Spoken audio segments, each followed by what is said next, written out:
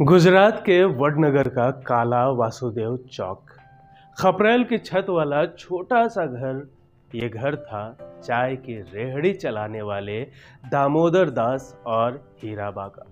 17 सितंबर 1950 यानी आज ही के दिन 75 साल पहले यहाँ नरेंद्र मोदी का जन्म हुआ। दामोदर दास, हीराबा, उनके 5 बेटे और एक बेटी। एक कमरे में कुल 8 लोगों का परिवार रहता था। तेज बारिश में छत जगह जगह टपकने लगती। हीराबा रिस रहे पानी के नीचे बर्तन लगाती जाती। नरेंद्र मोदी अपनी मां को परेशान देख उनकी मदद को दौड़ पड़ते। दामोदर दास की चाय की दुकान रेलवे स्टेशन के पास ही थी। नरेंद्र अक्सर वहां भी पिता का हाथ बटाते।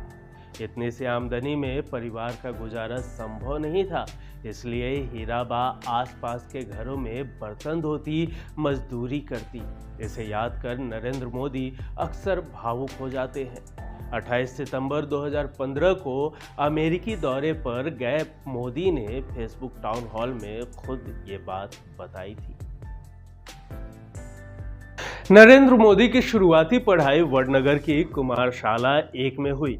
8 साल की उम्र में वे आरएसएस की शाखाओं में जाने लगे। साल 1958, दिवाली का दिन, वकील साहब के नाम से मशहूर आरएसएस प्रचारक लक्ष्मण राव ईमानदार वडनगर पहुंचे। वहां बाल स्वयंसेवकों को संबोधित करते हुए उन्होंने उन्हें शपथ दिलाई। इसमें 8 साल के नरेंद्र मोदी भी शामिल थे। यहीं से नरेंद्र के मन में हिंदू राष्ट्रवाद की विचारधारा के बीज पड़े। उम्र बढ़ने के साथ नरेंद्र मोदी का मन घर के दायरे से बाहर जाने लगा। उन्होंने अपना उपनाम अनिकेत रख लिया, यानी कि जिसका कोई घर नहीं होता है। कि समाज की परंपरा में शादी 3 चरण में होती थी। 3 से 4 साल की उम्र में सगाई, 13 की उम्र में शादी और 18 से 20 की उम्र में गौना।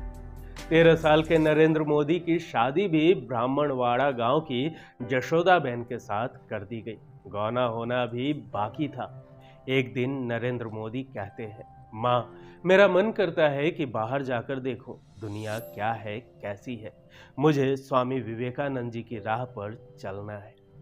पास बैठे पिता बेटे के मन में उभर रहे वैराग्य से परेशान हो गए, लेकिन हीराबा बेटे का मन पहले से भांप चुकी थी।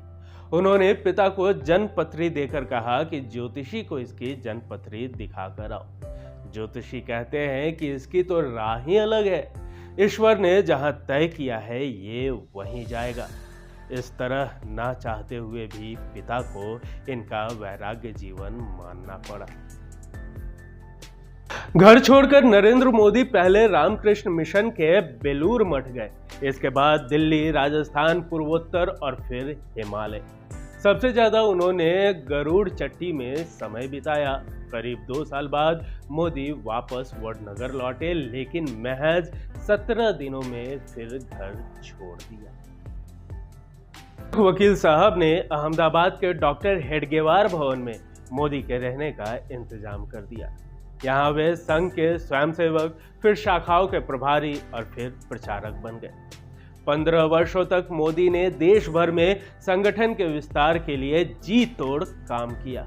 फिर 1985 में सक्रिय राजनीति में आए और जल्द ही बीजेपी की राष्ट्रीय चुनाव समिति के सदस्य बन गए।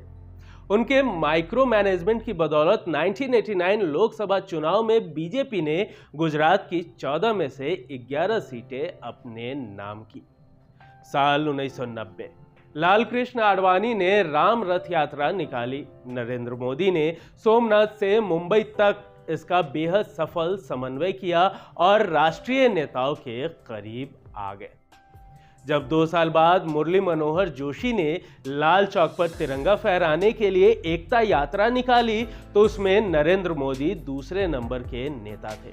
24 जनवरी 1992 को एकता यात्रा के दौरान जम्मू में दिया उनका भाषण खूब चर्चित हुआ। पंजाब के फगवाड़ा में एकता यात्रा पर अटैक हुआ, गोलियां चली, कई लोग मारे गए। नरेंद्र मोदी जानते थे कि मां ये सुनकर परेशान होगी। लाल चौक पर तिरंगा फहराने के बाद जम्मू लौटे नरेंद्र मोदी ने पहला फोन अपनी मां को ही किया। जनवरी 2025 को निखिल कामत के पॉडकास्ट में मोदी ने बताया था कि जम्मू से पहला कॉल मैंने मां को किया, मेरे लिए वे एक खुशी का पल था और दूसरा मन में था कि मां को चिंता होती होगी, ये गोलियां चली है, लड़का कहाँ गया है। मुझे उस फोन का महत्व आज समझ आता है। वैसी फीलिंग मुझे फिर कभी नहीं हुई। अहमदाबाद लौटने पर मोदी के सम्मान में एक कार्यक्रम रखा गया। यहाँ पहली बार मां हीराबा सार्वजनिक मंच पर मोदी की सराहना के लिए सामने आई थी। गुजरात बीजेपी तब दो खेमों में बटी थी, शंकर सिंह वाघेला और केशुभाई पटेल। केशुभाई को मोदी अपना राजनीतिक गुरु मानते थे। 1995 में दोनों खेमों में खींचातान मच गई। पार्टी आला कमान ने मोदी को दिल्ली बुला लिया और राष्ट्रीय सचिव बना दिया। अगले कुछ साल तक नरेंद्र मोदी ने दिल्ली में रहकर ही काम किया। फिर 1 अक्टूबर 2001 को नरेंद्र मोदी एक टीवी पत्रकार के दाह संस्कार में गए हुए थे। तभी तब के पीएम अटल बिहारी वाजपेयी का बुलावा आ गया। मोदी पीएम आवास पहुंचे तो अटल बिहारी वाजपेयी ने कहा कि दिल्ली में पंजाबी खाना खा खाकर तुम काफी मोटे हो गए हो, फिर से गुजरात लौट जाओ। एक इंटरव्यू में मोदी बताते हैं कि मुझे तब तक ये अंदाजा था ही नहीं कि अटल जी मुझे गुजरात का मुख्यमंत्री बनाना चाहते हैं। हालांकि मोदी आदेश टाल नहीं सकते थे और अगली सुबह दिल्ली से अहमदाबाद की फ्लाइट पकड़ी, एयरपोर्ट से सीधे मां के पास गए। मोदी अपने ब्लॉग में इसे लेकर लिखते हैं कि खुशी से भरी हुई मां का पहला सवाल यही था कि क्या तुम अब यहीं रहा करोगे। हालांकि मां मेरा उत्तर जानती थी। 7 अक्टूबर 2001 नरेंद्र मोदी ने पहली बार गुजरात के मुख्यमंत्री के तौर पर शपथ ली। हीराबा दूसरी बार सार्वजनिक मंच पर बेटे को आशीर्वाद देने पहुंची। मोदी को मुख्यमंत्री बने अभी मात्र साल भर भी नहीं हुए थे कि 2002 में गुजरात में दंगे हो गए। सरकार पर दंगे प्रायोजित करने के आरोप लगे। तब मोदी ने एक इंटरव्यू में कहा कि क्रिया और प्रतिक्रिया की चेन चल रही है। हम चाहते हैं कि न क्रिया हो और न ही प्रतिक्रिया। गुजरात दंगों पर नरेंद्र मोदी को पहले मजिस्ट्रियल कोर्ट और फिर सुप्रीम कोर्ट से क्लीन चिट मिल गई। इन आरोपों पर वो कभी डिफेंसिव भी नजर नहीं आए। मोदी की हिंदू हृदय सम्राट की छवि के साथ जुड़ा आर्थिक तरक्की का गुजरात मॉडल के कारण बीजेपी ने 2014 लोकसभा चुनाव से पहले मोदी को ही प्रधानमंत्री पद का उम्मीदवार बना दिया। मोदी युग से पहले 1999 में बीजेपी अधिकतम 182 सीटें जीत सकी थी, लेकिन 2014 चुनाव में पहली बार 282 सीटों के साथ पूर्ण बहुमत हासिल की। नरेंद्र मोदी बने भारत के 16वें प्रधानमंत्री। के पहली बार प्रधानमंत्री बनने के बाद हीराबा प्रधानमंत्री आवास आई। वो तस्वीरें मोदी और हीराबा के लिए बेशक महत्वपूर्ण थी, लेकिन भारतीय लोकतंत्र के लिए उससे भी ज्यादा थी। दूसरों के घर में बर्तन धोने वाली एक महिला का बेटा दुनिया के सबसे बड़े लोकतंत्र का प्रधानमंत्री बन गया था। इलेक्टोरल पॉलिटिक्स में आने के बाद से नरेंद्र मोदी ने अब तक कुल 7 चुनाव लड़े हैं।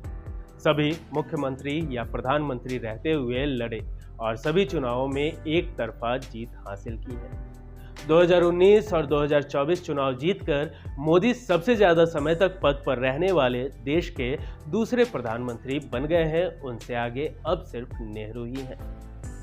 30 दिसंबर 2022 को हीराबा का 100 वर्ष की उम्र में निधन हो गया। 75 वर्ष के हो चले नरेंद्र मोदी का मां के बगैर आज तीसरा जन्मदिन है। उनके सक्रिय राजनीतिक जीवन का सिलसिला अब भी अनवरत जारी है। न्यूज रांची मेल की ओर से भी नरेंद्र मोदी को जन्म दिवस की हार्दिक शुभकामनाएं। दोस्तों, आज का ये एपिसोड आपको कैसा लगा हमें ज़रूर बताइए और कमेंट में प्रधानमंत्री नरेंद्र मोदी को हैप्पी बर्थडे विश जरूर कीजिए। मिलते हैं अगले एपिसोड में फिर किसी दिलचस्प किस्सों के साथ। तब तक के लिए नमस्कार।